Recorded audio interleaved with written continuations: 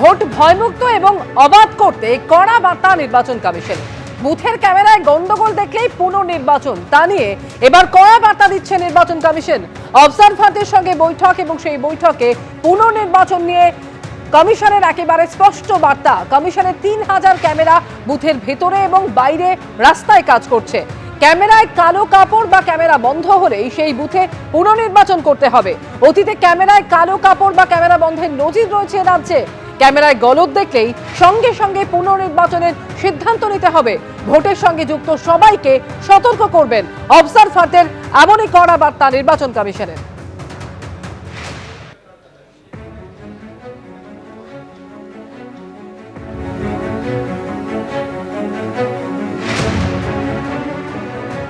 পুনর্নির্বাচন নিয়ে একেবারে কড়া বার্তা দিচ্ছে নির্বাচন কমিশন। অবজারভারদের সঙ্গে বৈঠক হয় এবং সেই বৈঠকের পরে নির্বাচন কমিশন স্পষ্ট করে দিয়েছে যে ক্যামেরায় কালো কাপড় বা ক্যামেরা বন্ধ হলেই সেক্ষেত্রে বুথে পুনর্নির্বাচন করতে হবে।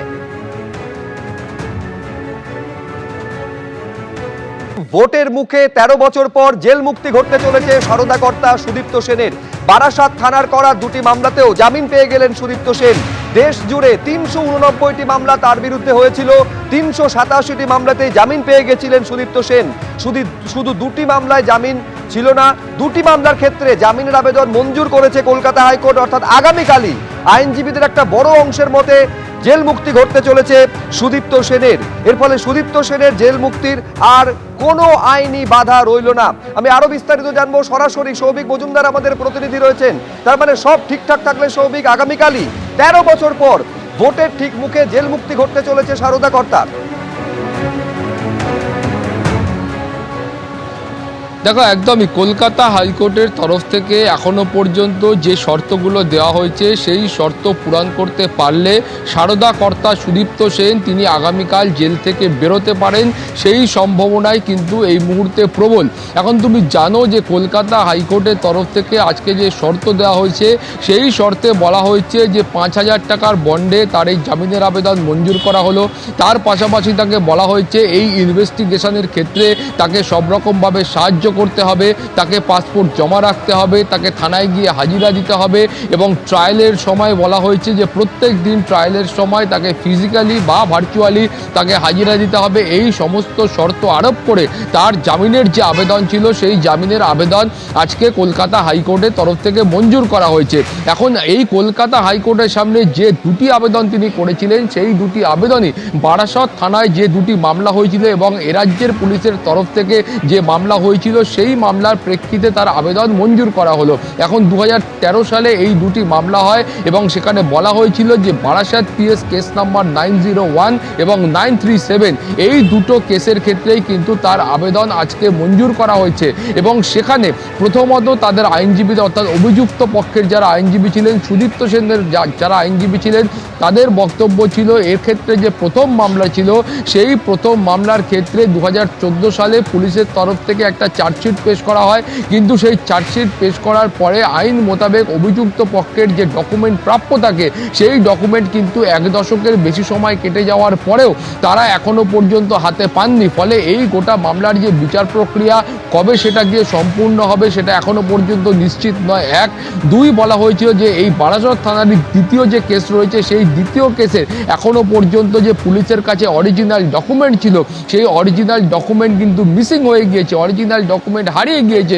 ফলে যে ক্ষেত্রে এই মামলার যে অরিজিনাল ডকুমেন্ট ছিল সেটাই যখন হারিয়ে গিয়েছে তার বিচার প্রক্রিয়াও কিন্তু শুরু বা শেষ হওয়া সেটা কিন্তু অত্যন্ত কষ্টকর। ফলে যে মামলাগুলোর এখনো পর্যন্ত ট্রায়াল বা বিচার প্রক্রিয়া এই দীর্ঘদিন কেটে যাওয়ার পরেও শুরু হয়নি, সেটা কবে শেষ হবে সে বিষয়ে এখনো পর্যন্ত নিশ্চিত তথ্য কলকাতা হাইকোর্টের কাছে নেই। এছাড়াও তুমি জানো যে এই গোটা ঘটনার পরে যখন দেশ জুড়ে মামলা হয় তখন কিন্তু সারদা কর্তা সুদীপ্ত সেন এবং তার প্রতিষ্ঠানের বিরুদ্ধে গোটা দেশ জুড়ে 389টা মামলা হয়েছিল, যার মধ্যে 77টা মামলা সিবিআই এর তরফ থেকে করা হয়েছিল। ফলে তুমি বুঝতে পারছো যে এই সিবিআই এর তরফ থেকে যে মামলাগুলো করা হয়েছিল কলকাতা হাইকোর্টের কাছে এই বক্তব্যটাও স্পষ্ট করে বলা হয়েছিল যে এতদিন কেটে যাওয়ার পরেও সিবিআই এর সেই মামলাগুলোর ক্ষেত্রেও এখনো পর্যন্ত ট্রায়াল বা বিচার প্রক্রিয়া শুরু হয়নি। ফলে এক কথায় বলা যায় যে অভিযুক্ত পক্ষ অর্থাৎ সুদীপ্ত সেনের আইনজীবীদের বক্তব্য হলো যে কোনো মামলার ক্ষেত্রেই কিন্তু কার্যকরীভাবে ট্রায়াল বা বিচার প্রক্রিয়া এখনও শুরু করা সম্ভব হয়নি। ফলে একটা ঘটনা ঘটে যাওয়ার 13 বছর পরেও যে মামলাগুলোর বিচার প্রক্রিয়াটাই শুরু করা যায়নি, তার শেষ কিন্তু অন্তহীন বলে তারা মনে করছেন, বা শেষ কোথায় সেটা কিন্তু তারা বুঝতে পারছেন না। ফলে কলকাতা হাইকোর্টের কাছে তাদের আবেদন ছিল যে সুদীপ্ত সেন তিনি এই মুহূর্তে শারীরিকভাবে অত্যন্ত অসুস্থ, তার চিকিৎসার প্রয়োজন রয়েছে, কিন্তু তার চিকিৎসাও ঠিকঠাকভাবে হচ্ছে বলে তারা মনে করছেন না। ফলে সেই কারণে অবিলম্বে যে কোনো শর্তে তার জামিনের আবেদন মঞ্জুর করা হোক, সেইটা কিন্তু তাদের কলকাতা হাইকোর্টের কাছে মূল বক্তব্য ছিল।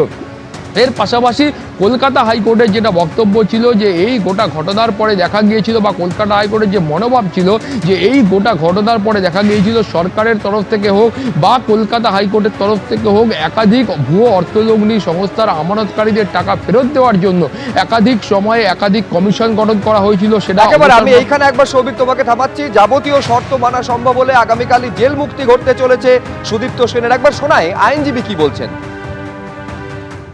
এখনো পর্যন্ত যতটুকু হয়েছে জজ সাহেব সমস্ত কিছু দেখেছেন, বেশ কিছু জিনিস বলেছেন, যেমন হচ্ছে উনি কোনো রকমভাবে ফার্দার যে সমস্ত কাজগুলো আছে, আগে যে সমস্ত অ্যালিগেশন রয়েছে ওরকম টাইপের কোনো ধরনের কাজের সঙ্গে ইনভলভ হতে পারবেন না। ওনাকে ওনার পাসপোর্টটাকে সারেন্ডার করতে হবে। এছাড়া বাদবাকি যেগুলো থাকে নর্মাল কন্ডিশন, এখনো পর্যন্ত হিসেবমতো 2টো মামলা বাকি ছিল। এই 2টো মামলাতে এখন আমাদের মহামান্য আদালত বেল দিয়েছেন। 389 মামলা ছিল, তার ভেতর থেকে সিবিআই বেশ কিছু মামলা ওখানে টেক ওভার করে সুব্রত চট্টরাজ জাজমেন্টের পরে, এবং বাদবাকি যে সমস্ত যেগুলো ছিল সেইগুলো হচ্ছে আপনার স্টেট ইনভেস্টিগেটিং এজেন্সির কাছে ছিল। তারা এখন ইনভেস্টিগেশন করছিল, সবগুলোতেই সাবসিকুয়েন্টলি বেল হয়েছে। এই 2টো মামলা বাকি ছিল, সেই মামলাতে আজকে এখন বর্তমানে বেল। ভোটের মুখে হলদিয়ায় বিজেপি কর্মী রহস্য মৃত্যু। হলদি নদীর ধার থেকে তার দেহ উদ্ধার হয়েছে বলে জানা যাচ্ছে। আমি আরো বিস্তারিত এই নিয়ে জানবো, সরাসরি কথা বলবো। বিটন চক্রবর্তী আমাদের প্রতিনিধি রয়েছেন। বিটন, কি জানতে পারছো, এই বিজেপি কর্মীর মৃত্যু হলো কিভাবে? দেখো, পরিবারের থেকে যেটা অভিযোগ করে বলা হয়েছে যে গতকাল বিকেল থেকে কিন্তু তিনি নিখোঁজ ছিলেন, মহাদেব বিশ্বাস যার নাম, এবং আজকে দুপুরবেলা তিনি যখন এই হলদি নদীর ধারে তিনি যখন ঘাস কাটতে আসেন তখনই দেখতে পান যে তার দেহটি সেখানে পড়ে রয়েছে, এবং পরিবারের দাবি তার দেহে একাধিক আঘাতের চিহ্ন রয়েছে, এবং স্থানীয় বিজেপি নেতৃত্ব তারা দাবি করছেন যে এই তাকে খুন করা হয়েছে, এবং এই খুনের পেছনে তৃণমূল কংগ্রেসের আশ্রিত দুষ্কৃতীরা রয়েছে।